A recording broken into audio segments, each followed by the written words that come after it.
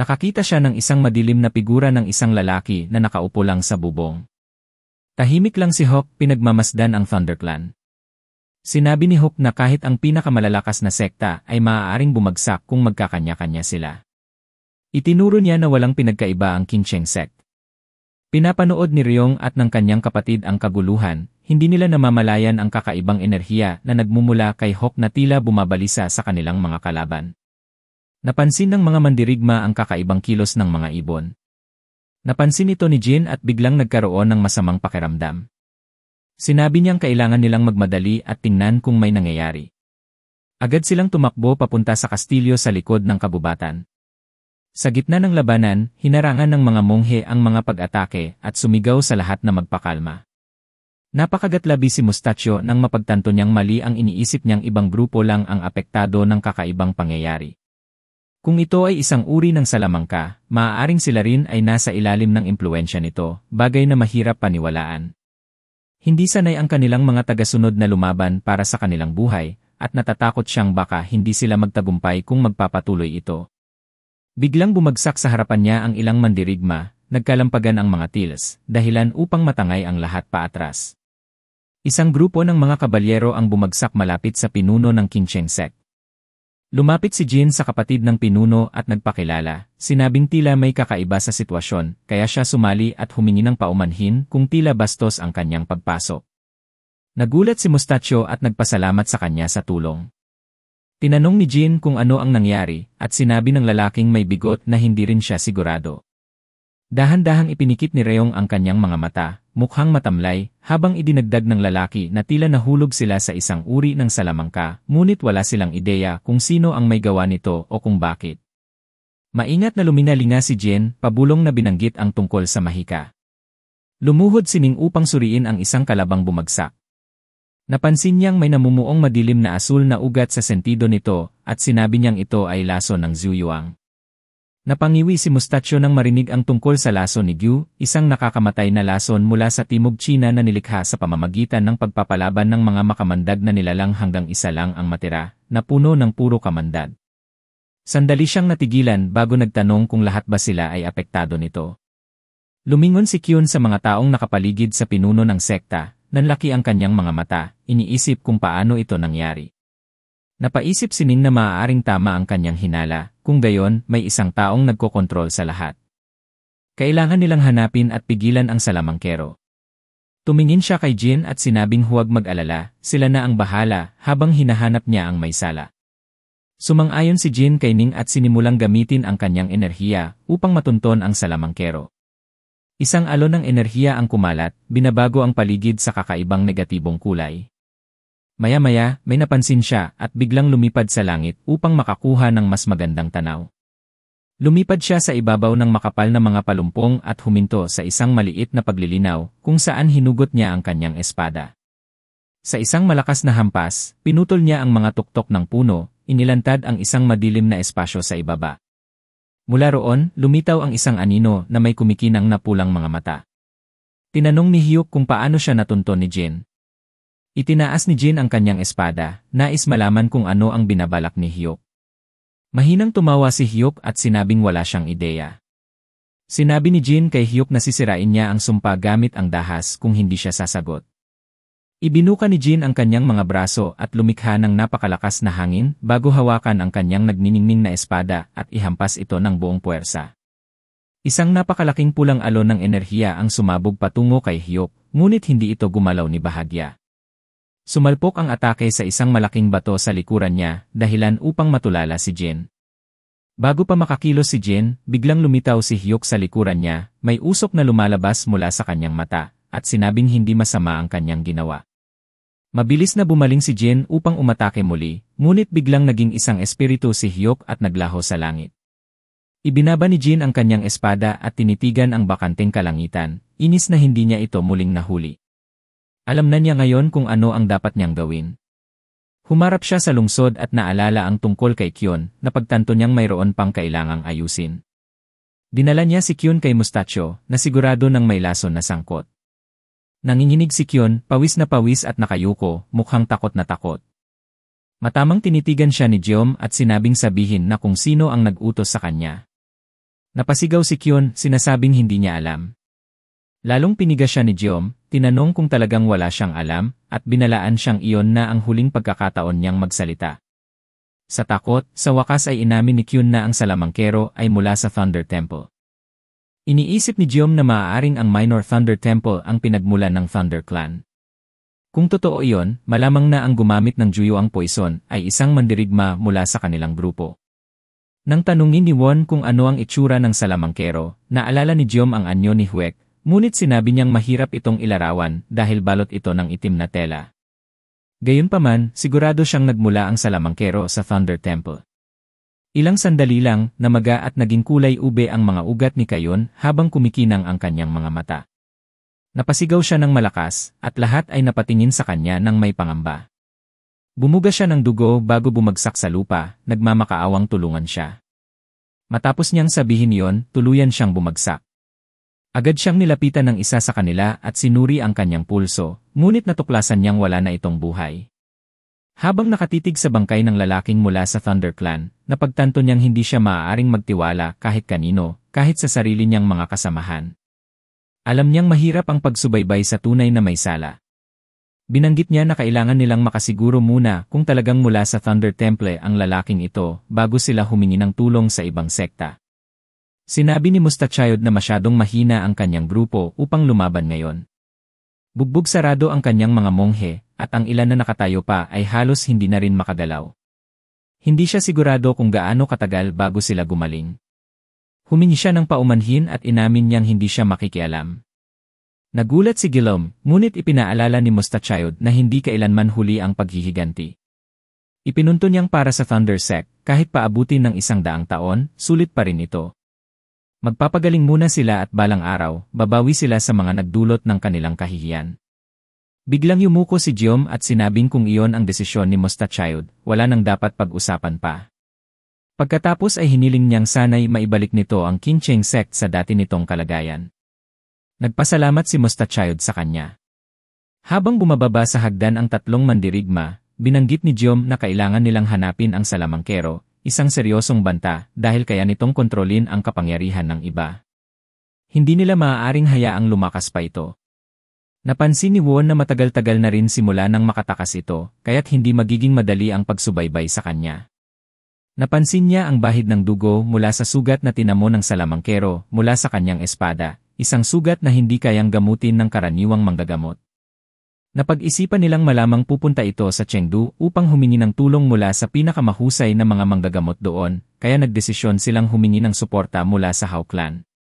Sinabi ni si Won na siya na ang bahala roon, habang idinagdag naman ni Won na ipapaalam niya ito kina Seoha at Seoshin sa pag-asang tutulong din ang mga ito.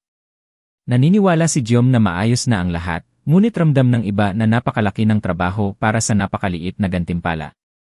Sa kabila ng lahat, iginagalang pa rin nila si Jeom at ang kanyang matibay na paninindigan sa katarungan, kahit panadamay sila sa sitwasyong ito. Habang naglalakad sa isang tahimik at walang taong kalye si Wol, nagpaalam si Soyaong at hiniling ang kanyang kaligtasan sa biyahe. Biglang tumingin si Wol kay Jeom nang may pagdududa bago ngumiti si Jeom at nagpakilala. Tinanong niya si Wol kung siya ba ang may-ari ng Fragrance Pavilion. Tumugon si Wol, itinatanong kung may kailangan ba si Jeom. Sinabi ni Jeom na naghahanap siya ng tulong, at biglang kumislap ang kanyang mga mata sa pulang liwanag. Pakiramdam niya ay nagkita na sila noon, ngunit iba ang itsura nito dati.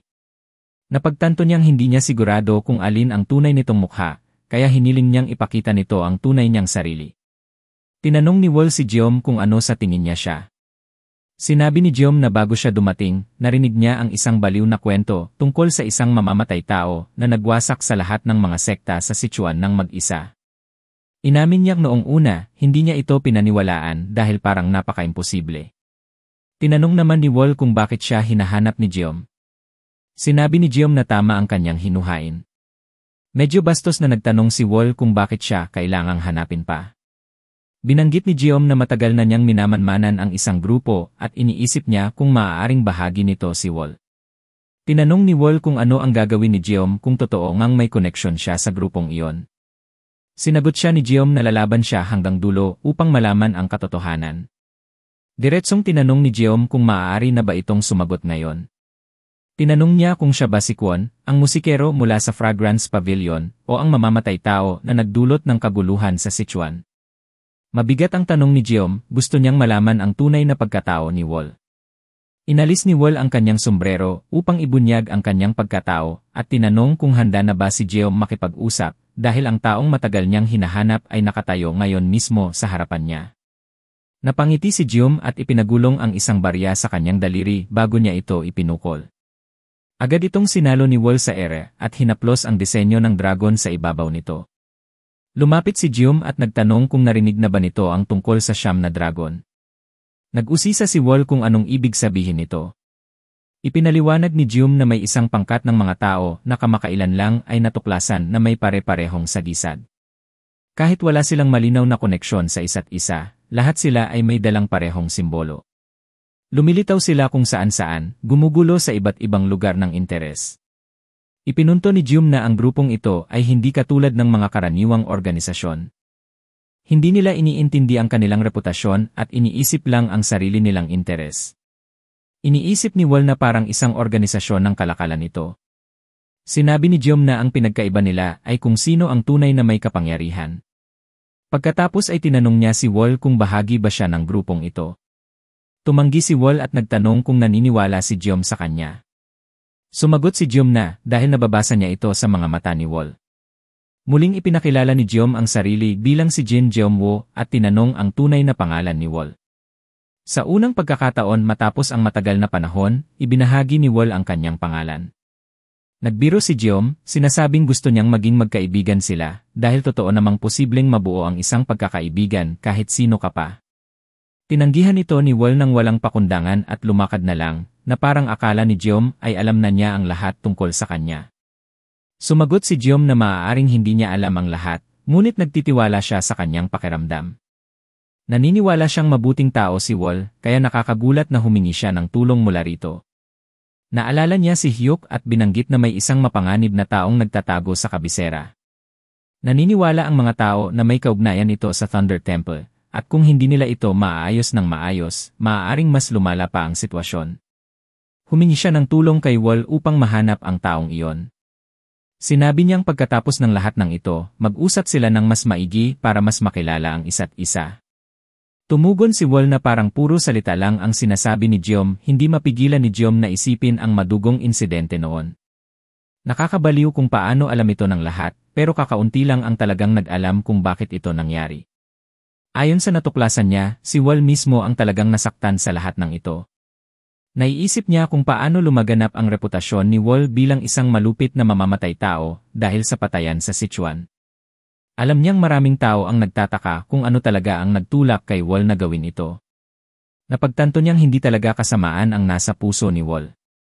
Habang paalis, tinawag niya ito at sinabing siguradong magtatagpo silang muli. Nagbago ang tagpo sa isang silid na puno ng dugo, kung saan isang kandila ang nagpapakita ng anino ni Hyuk sa sahig. Nakaupo siya sa tumpok ng mga bangkay at marahas na umuungol, nagmumura at nangangakong ipaparanas niya ang pagsisisi. Si Pyong naman ay nakaupo sa isang mesa, nakakunot noo sa galit habang iniisip ang kanyang laban kay Wol. Hindi na siya makapaghintay na makaganti sa sandaling gumaling siya. Sinisigawan niya ang tagapagsilbi na bilisan ang kanyang inumin, inaakusahan itong iniinsulto siya, saka ito tinalikuran ng inis. Bigla na lang lumitaw si Hyuk sa tabi niya, halatang hindi natuwa sa kanyang inasal. Hinablot niya si Pyong sa buhok, kaya napilitang lumaban ito, sumisigaw kung sino ang lalaking ito. Idinura ni Hyuk ang isang itim na namuong dugo mula sa kanyang bibig. Walang kamalay-malay ang mga tao sa paligid sa kakaibang lalaking may maskara at kakaibang kasuotan. Puwersahang ipinasok ni Hyuk ang itim na namuong dugo sa bibig ni Pyong, na nagpilit lumaban ngunit sa huliin napilitan itong lunukin. Nagsalita ang kontrabida sa isang kakaibang wika, habang si Pyong naman ay nangatal, nanginginig ang mga ngipin at tumutulo ang laway. Naging kulay ube ang kanyang mga mata at namaga ang kanyang mga ugat sa sentido. Sinabi ni Hyuk na oras na para magpahinga, habang ang iba naman ay nangakong maghihiganti. Tumawa lang si Hyuk at sinabing napakasarap sa pakiramdam ng paghihiganti. Kinabukasan, nagkaroon ng kaguluhan sa lungsod. Isang pangkat ng mga taong may kulay ube na mata ang nagwawala, winawasak ang lahat ng madaanan. May isang lalaki na naglakas loob humarap sa kanila, sumisigaw at nagtatanong kung ano ang nagawa nilang mali, nagmamakaawa ng paliwanag. Huminto ang isa sa mga baliw at sinabing masyado ng maingay. Bigla na lang bumagsak sa lupa ang lalaki, tumitili at pilit na pinoprotektahan ang sarili. Kinuha ng baliw ang isang kahoy na pamalo, sumisigaw na lumayo ito. Wala siyang inaksayang sandali at buong lakas na hinataw ang lalaki hanggang mawalan ito ng malay. Biglang lumitaw si Giom sa likod ng umaataking lalaki. Hindi siya makapaniwala sa nangyayari at naisip niyang si Hyuk lang ang may kakayahang gawin ito. Ang mga taong nilason ay bumaling sa mga inosenteng sibilyan, kinakagat ang kanilang mga leg, habang isang galit na mob na may mga pamalo ang patuloy na sumugod sa mga takot na babae. Tiningnan ni Giom ang mga biktimang nawalan ng malay at sinisi si Hyuk, sinabing hindi pa ito nasisiyahan sa pagwasak sa Chincheng sect at ngayon ay ginugulo naman ang Chengdu. Nagtaka si Seowol kung bakit ngayon lang gumalaw si Hyuk matapos ang matagal na pananahimik. Iniisip ni Giom na ang kaguluhang ito ay hindi talaga ang layunin ni Hyuk, kundi isa lang itong pagsabog ng kanyang inis dahil unti-unti na nila itong nasusukol. Dali-daling lumapit si Won at sinabing pumunta si Pyeong sa Divine Fragrance Pavilion. Nakarinig ang grupo ng mga sigaw tungkol sa sunog. Sa dulong bahagi ng lungsod, nakita nila ang napakalaking apoy. May isang sumisigaw na ang nasusunog ay ang Hall of Divine Aroma. Nagkakagulo ang mga tao, sumisigaw ng tubig, tumatakbo kung saan-saan, at walang direksyong humihingi ng tulong. Isang babae ang nakatitig sa lumalagablab na apoy, sumisigaw na si Suyang ay nasa loob pa. Makapal na ang usok sa loob ng silid, at lumalamon na ang apoy sa lahat ng sulok. Si Pyeong ay nakayuko sa bangkay ni Soyaong, inuubo at pasigaw na nagtatanong kung bakit siya tinanggihan nito. Biglang pumasok ang kanyang mga kasamahan, gulat na gulat, habang tumalikod sa kanila si Pyeong na may laway pang tumutulo mula sa kanyang bibig at naglalagablab ang mga mata. Agad na napagtanto ni Giom na ang laso ng Ju Iwang ay sumakop na rin kay Pyeong. Isang kasama ang sumigaw kay Giom na mag-focus sa pagsagip kay Pyeong bago kumalat ang apoy. Napansin ni Giom ang patalim na nakatarak sa dibdib ng babae at naisip niyang wala na itong buhay. Nagdesisyon siyang unahin si Pyeong at sinabihan itong iwan na ang babae at lumapit. Ngunit sumigaw si Pyeong na kasalanan lahat ito ni Wol. Paulit-ulit niyang sinasabi kung paano siya minamaliit ng lahat, pakiramdam niya ay siya ang may kasalanan sa lahat ng nangyari. Hindi makapaniwala sina Giom at ang kanyang grupo nang biglang lumabas mula sa nasusunog na silid ang pangunahing tauhan. Matalim ang tingin ni Wol kay Pyeong habang papalapit ito. Sa isang iglap, mabilis na gumalaw si Wol at binalot ng kanyang nakakamatay na sinulid ang leg ni Pyeong. Naputol ang kanyang ulo at bumagsak sa lupa, patuloy na dumadaloy ang dugo mula sa kanyang leg. Mula sa malayo, tahimik na pinanood ni Giom ang mabilis na pagpatay ni Wol kay Pyeong. Natulala silang tatlo, hindi man lang siya nakilala. Galit na galit si So-won at sumigaw, tinatanong kung sino siya at paano niya nagawang patayin si Pyeong. Hindi pinansin ni Wol ang mga tanong at lumuhod sa tabi ni Suyang. Habang bumabalik sa kanya ang mga alaala ng kanilang pinagsamahan, naalala niya ang paglatag ng kanyang ulo sa kandungan nito habang tinanong siya kung natupad na ba ang kanyang nais. Sinabi nitong palagi niyang tinutupad ang mga pangarap ng iba, pero kailanman ay hindi niya inisip ang sarili niyang pangarap. Sinabi ni Wol na pangarap niyang lumikha ng isang mundong walang kadiliman, at tinanong niya ito kung ano ang pangarap nito. Napansin niyang tila wala siyang gustong bagay para sa sarili. Napabuntong hininga si Soyang at inaming hindi na niya kayang abutin ang pangarap niya. Kahit alam niyang hindi ito mangyayari, sapat na raw na makita lang niya si Wol. Sinubukang iwaksi ni Wol ang mapapait na alaala, niyakap niya ng mahigpit si Soyaong at sinabing habang tinutulungan siya nitong abutin ang pangarap niya, sinisikap din nitong gawing mas maayos ang mundo. Biglang sumabog ang galit ni Wol, mariing sinabing hindi siya papayag na mamatay ito ng nag-iisa. Habang nanonood lang ng walang emosyon ang grupo ni Giom, may kakaibang lamig siyang naramdaman. Biglang bumunot ng dalawang katana si Won at handang makipaglaban. Ginamit niya ang kanyang kapangyarihang White Muon 18 strike. Bilang tugon, nagpakawala si Wol ng napakaraming lumilipad na patalim. Mabilis itong pinawi ni Won gamit ang kanyang espada at dumiretso sa pagsugod na parang bala. Bahagyang lumampas ang ilang patalim sa kanyang likod, ngunit nagawa niyang iwasan ang karamihan at patuloy na sumugod. Nakita ni Won ang sitwasyon at agad na sumaklolo, iniwan si Gilom sa mahirap na kalagayan. Pinutol niya ang anumang humarang sa kanyang daan. Buong lakas niyang sinugod si Wall pero nagawa nitong harangin ang bawat atake. Mabilis at hindi mahulaan ang mga galaw ng patalim ni Wall, kaya kahit anong gawin ni Won, hirap siyang makasabay. Tahimik lang si Wall sa gitna ng nagliliyab na apoy, hawak si So-yang. Sumugod si So-won para sa isang huling pag-atake, nakabuka ang mga braso, nagniningas ang kanyang espada sa enerhiya. Umiikot ang hangin sa paligid niya habang inihampas niya ang kanyang espada, pero hindi gumalaw si Wall, tahimik na nagpaalam. Gaano man niya subukang saktan si Wall, walang epekto ang kanyang mga atake dahil protektado ito ng enerhiya ni Wall. Nagpakawala si Won ng isang patalim upang tumulong pero biglang napasigaw si Siwon at sinabihan ang lahat na umatras agad.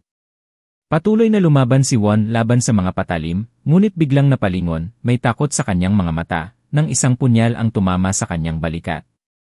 Napuno ng dugo ang silid at napasigaw si Won sa sakit. Sa isang iglap, binalot ng sinulid ni Wall ang leg ni Siwon. Naramdaman ni Won ang pagkaladkad sa kanyang leg, lalo siyang natakot at nasaktan. Nagngingit-ngit si Siwon sa galit ngunit wala siyang magawa. Ikinadena ni Wall ang mga kamay ng bayani gamit ang kanyang mga sinulid, iniwang walang magawa ang kanyang mga kalaban. Hindi nila maisip kung paano sila naloko ni Wall, hindi man lang ito gumalaw, pero naipit na silang lahat sa kanyang mga patalim. Nagpupuyo sa inis si Won, hindi matanggap na natalo sila ng ganoon lang kadali laban sa isang kalabang hindi man lang kumilos. Dahan-dahang lumapit ang isang patalim sa mukha ni Hwan at Siwon, handang lumaslas sa kanilang mga mata. At dito na nagtatapos ang ating video. Maraming salamat sa panonood. Kung nagustuhan mo, huwag kalimutang i-like at mag-iwan ng comment sa ibaba. At syempre, kung hindi ka pa nakasubscribe, pindutin mo na yung subscribe button at ang bell icon para updated ka sa susunod nating content. Hanggang sa susunod na video. Ingat kayo palagi.